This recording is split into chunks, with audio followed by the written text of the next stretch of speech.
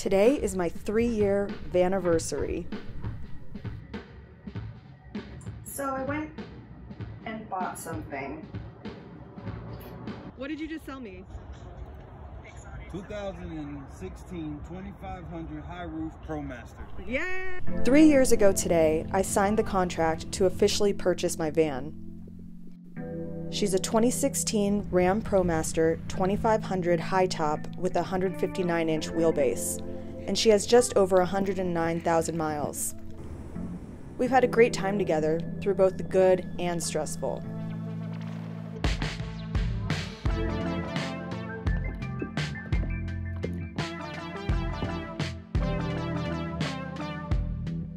But let's start at the beginning. So I'm back today. I bought it yesterday. Just came back today to pick it up and drive it back to Miami. So that's it. I'm driving the van for the first time. It feels really big and really high up. This is gonna take some getting used to. This is stressful. It sounds like I'm in a washing machine. After driving her back to Miami, the real work began. All right, I found all the trash. What happened? It started with cleaning it out really well and painting a lot of it to prevent rust. This was a contractor's van, so it needed some love. We'll probably just hose the whole thing down.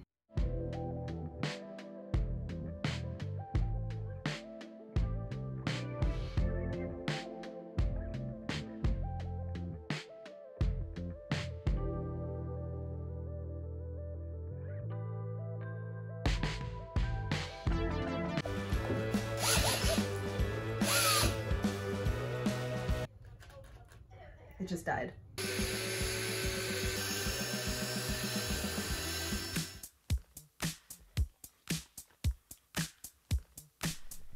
Next up was putting in rattle traps.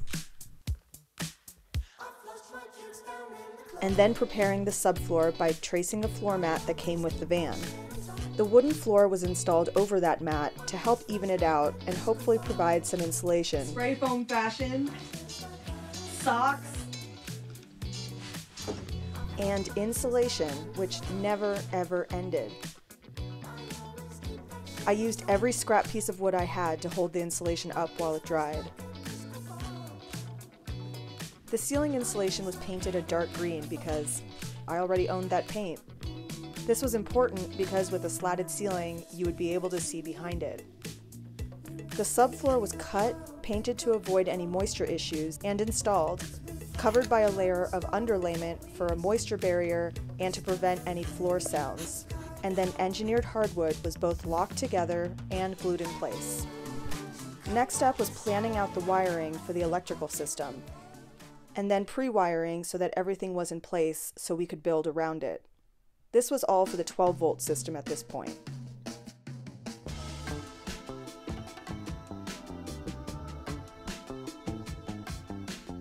No! Come back! Then I installed a fan.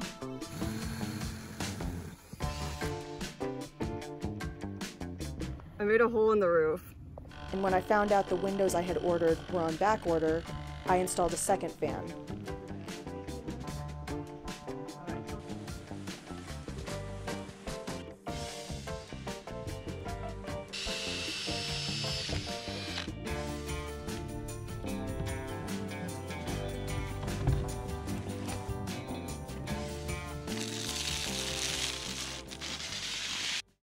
The process of finishing raw pine 1x2 furring strips for the slatted ceiling was tedious, but it saved me a lot of money.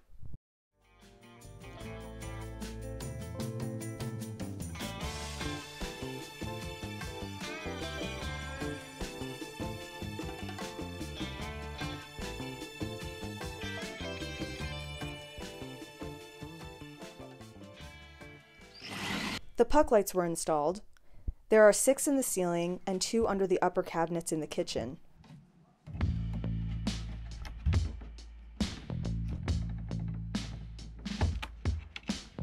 The lights were wired in parallel.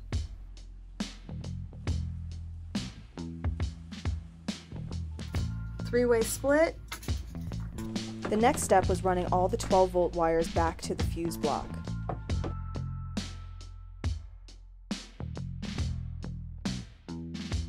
Then, the scary part, the 120-volt system. I installed my Ames 2500-watt inverter charger and my Renogy 20-amp DC-DC charger to charge my house batteries while I'm driving. Next was cutting and attaching lugs to the large gauge wires running off of my two 100 amp-hour AGM batteries.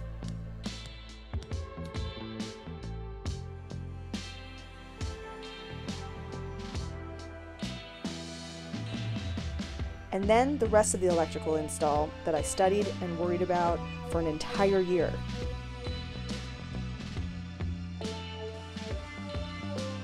Yeah, it'll go into that fuse block, and it'll also go into your inverter charger, so it'll complete the loop. All right, ready? Okay. Ready? Oh, I heard a sound. Was that you? Battery monitor is at 1302. On. No way. There's a fan!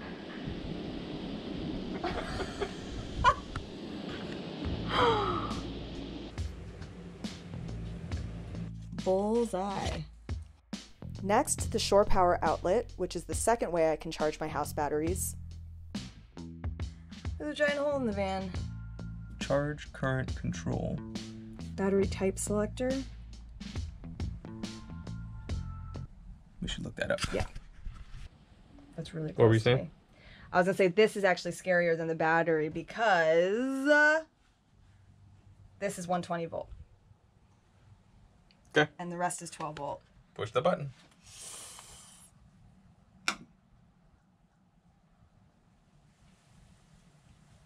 Hey, power saver current control. Is that right?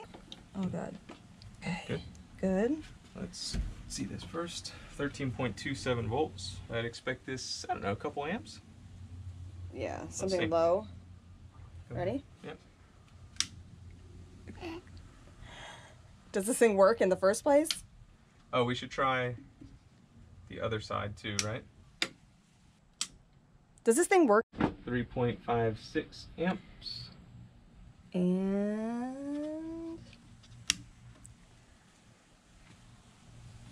5.3 amps. okay. Okay. No. Oh. Oh. Okay.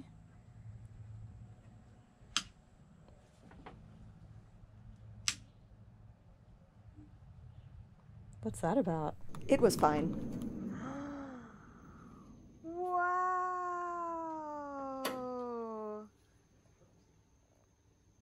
Now, the furniture. I can't get in there. Full-size fixed bed. Kitchen lower cabinets.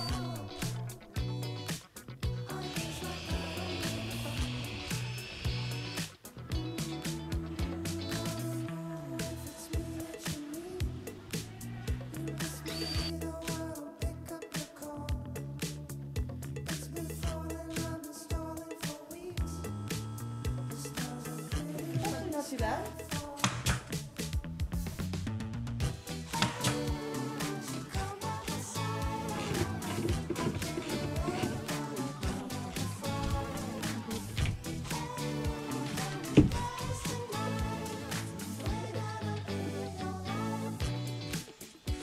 Oh.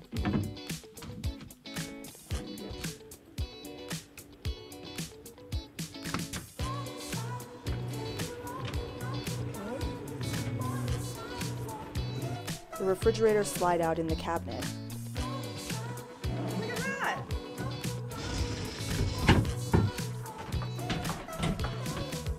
The closet.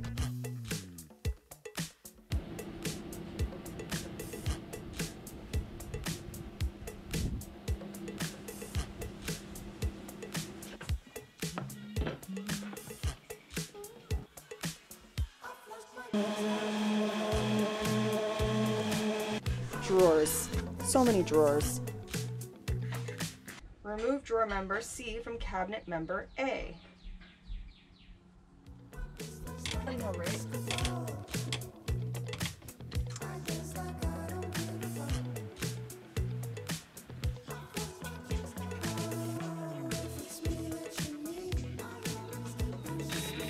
Cabinet doors,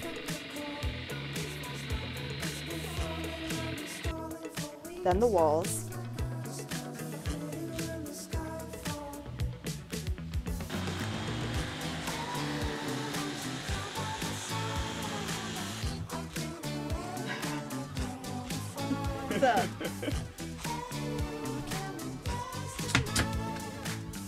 more drawers,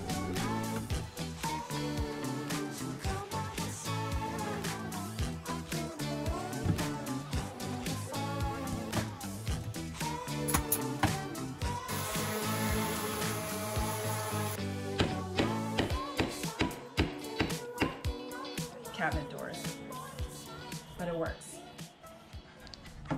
Soaking some caning in the tub. Then my least favorite part, plumbing.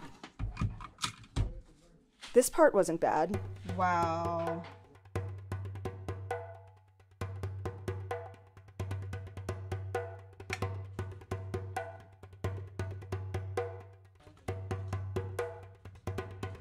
The 21-gallon water tank install wasn't bad, but this was stressful. No. Oh wait, I have to turn it back. I did turn it off. Yeah. Okay.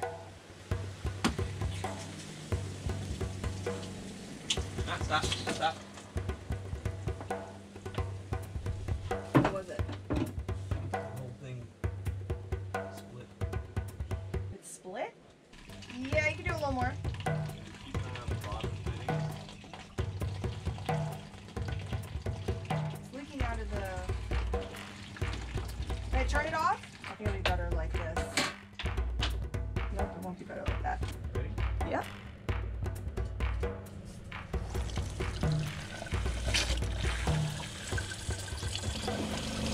Whoa.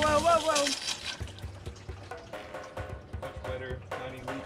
The underneath here. Huh? We got there eventually.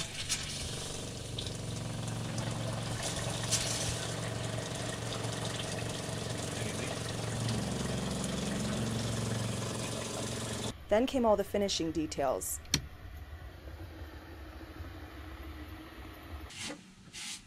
Where are you going? You look here, so...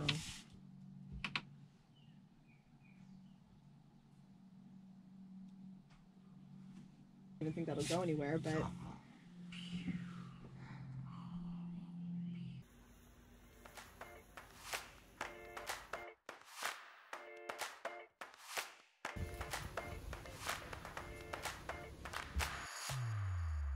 There have since been some revisions.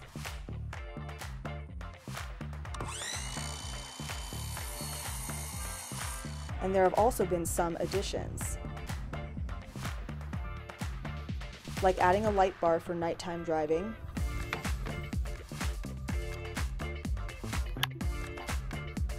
and adding drawers to the refrigerator cabinet. More drawers.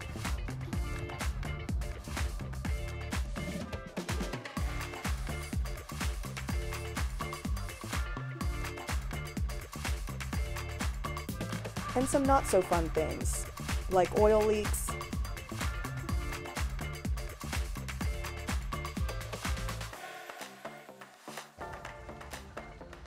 I just noticed this. and water leaks, Something is leaking over here. and expensive parts $6.52 in nuts and bolts. But in the end, it has all been absolutely 100% worth it. This crazy decision I made to buy and build out a van has changed my life for the better in so many ways. Some predictable, some I never could have guessed. But when all is said and done, this crazy lifestyle is the one for me. Thanks for coming on this journey with me. I'll see you soon.